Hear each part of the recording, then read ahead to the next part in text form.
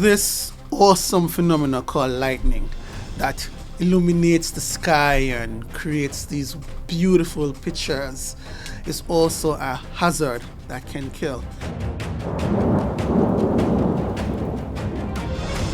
In its simplest definition, lightning is an electrical discharge that occurs where particles or opposite particles within a cloud begin to separate and cause a transfer of electrons within a cloud. And you could have lightning between a cloud, as in intra-lightning.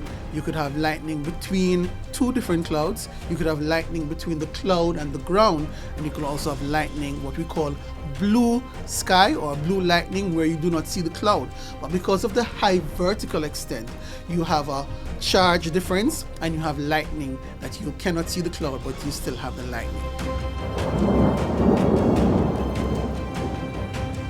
What occurs is that during the day when you have unstable weather conditions, the cloud begins to grow. And as the cloud begins to grow vertically, they reach such a high extent that they cross what is called the freezing line. When the clouds pass the freezing line, you have ice crystals being formed. Now those crystals, what happens is that they are pulled down by gravity, but because you have the updraft of the clouds, they go up. So they go up and down, and that up and down process, along with the transfer of electrons, cause a separation of charge. So what you would have at the top of those large, dark, ominous CB clouds, at the top you have positively charged particles, and at the bottom you have negatively charged particles. And that also induces a charge at the ground.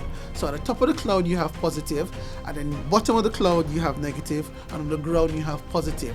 And with that separation of charge, you have the discharge of electricity that you see in the flash that is called lightning. Lightning across Jamaica occurs primarily during the summer months. So the highest frequency is between June, July, August, September, and up to October. That doesn't mean it doesn't occur in other months, because you have systems like cold fronts that occurs anywhere between November and April that will come across from the north and also cause the generation of lightning. So first thing, whenever you see that dark, ominous cloud, that cloud is called a cumulonimbus cloud. That big, gray, dark looking cloud. Those are the clouds that are normally associated with lightning. And once you see that cloud, clearly there is a high possibility of lightning. But on the other side, you might be outside and you might see clear skies, but you might hear the roar or the peal, or you might hear the thunder. And because you hear that thunder, that says to you that lightning would have occurred somewhere.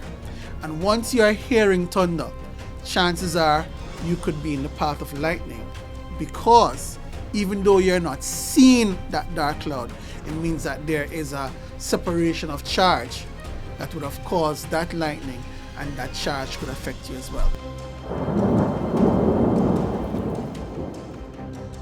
Depending on the type of year, you might have an increase in lightning strikes as you move from the east of the island towards the west.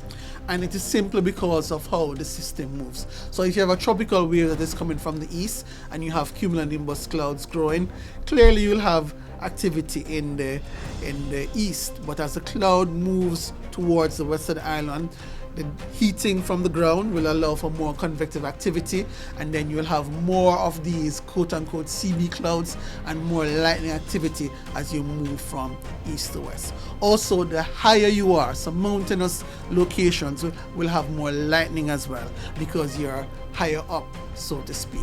So research or analysis of and observation have allowed us to come to those conclusions as well. More importantly is that it doesn't matter where you are, lightning can affect you.